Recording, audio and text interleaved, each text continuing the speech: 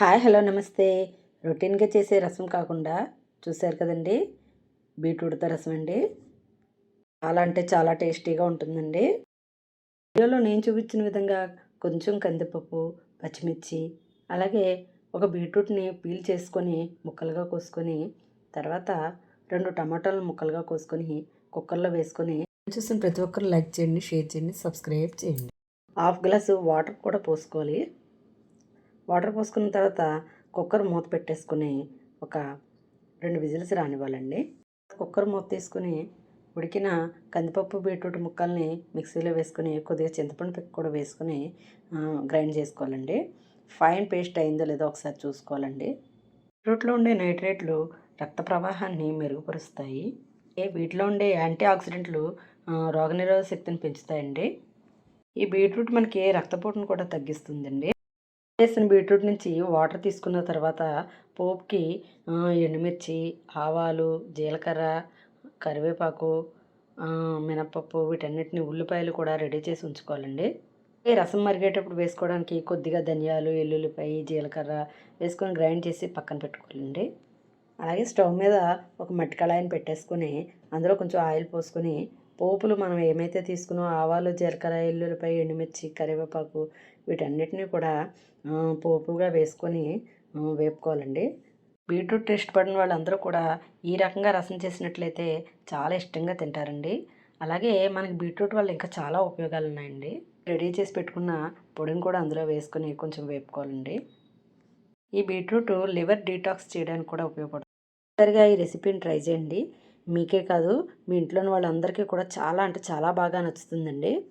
ఆ పోపు బాగా వేగిపోయిన తర్వాత మనం బాయిల్ చేసి పెట్టుకున్న బీట్రూట్ వాటర్ ఉంది కదండి, దాన్ని ఇందులోకి ట్రాన్స్ఫర్ చేసేసుకోవాలండి. తర్వాత కొంచెం సాల్ట్, పసుపు కూడా వేసుకొని ఒక 10 మినిట్స్ మరగనివ్వాలండి. మొత్తం రెడీ అయ్యేలోపు బేబీ పొటాటోస్ కర్రీ కూడా చేసేసుకుందామండి. ఒక గిన్నెలోని పొటాటోస్ అన్నీ కూడా వేసుకొని వాష్ చేసేసుకోవాలండి.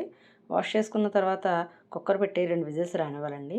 ఈలోపు మసాలాకి వీడియోలో నేను చూపించిన విధంగా గసగసాలు, షాజీరా, యాలక్కాయలు, దాల్చిన చెక్క, ధనియాలు వీటన్నిటిని కూడా కొంచెం గ్రైండ్ చేసి పక్కన పెట్టుకోవాలండి. ఈలోపు మనం కుక్కర్ పెట్టుకున్న బేబీ పొటాటోస్ ఉడికిపోయినాయండి. ఉడికిపోయిన వాటిని చల్లారబెట్టడానికి ఒక జాలీలో వేసానండి. చేసుకోవడానికి ఉల్లిపాయలు, పచ్చిమిరకాయలు అలాగే మసాలా కూడా రెడీ చేసి పెట్టుకున్నాం కదండి. రసం మరిగేలోపు మనం ఈలోపు కర్రీ చేసేసుకుందామండి. ఒక మూకుడులో ఆయిల్ పోసుకుని ఉల్లిపాయలు, పచ్చిమిరకాయలు కూడా వేసుకుని పసుపు, సాల్ట్ కూడా వేసుకొని వేపుకోవాలండి. ఈ పొటాటోస్లోకి గ్రేవీ వెళ్ళడానికి ఫోర్క్తో కొంచెం గుచ్చుకోవాలండి. మొత్తం పొటాటోస్ అన్ని రెడీ చేసుకున్న తర్వాత మూకుడులోని ఉల్లిపాయలు కూడా వేగిపోయినాయండి. వేగిపోయిన వాటిలో ఈ పొటాటోస్ కూడా వేసేసుకోవాలి.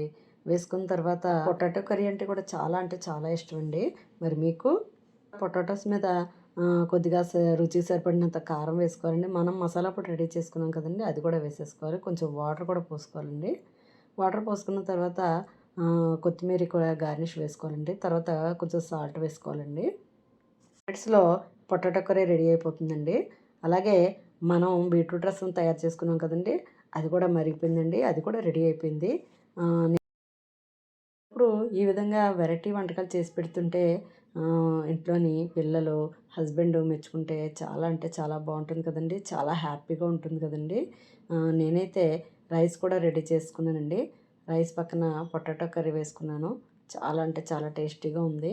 అలాగే పొటాటోని ఏ విధంగా ఉన్నా కూడా పిల్లలకి చాలా అంటే చాలా ఇష్టంగా ఉంటుంది కదండి. అలాగే దాని పక్కన మన న్యూట్రియస్ ఫుడ్ అయిన బీట్రూట్ రసాన్ని కూడా వడ్డించి పెట్టి చూడండి. చాలా అంటే చాలా ఉపయోగాలున్న ఈ బీట్రూట్ రసాన్ని మీరు తప్పనిసరిగా ట్రై చేయండి. చాలా అంటే చాలా టేస్టీగా ఉంటుంది. వీడియో నచ్చినట్లయితే లైక్ చేయండి, షేర్ చేయండి, సబ్స్క్రైబ్ చేయండి. నేను మీ Rajeshwari. Thank you for watching. Thank you to all.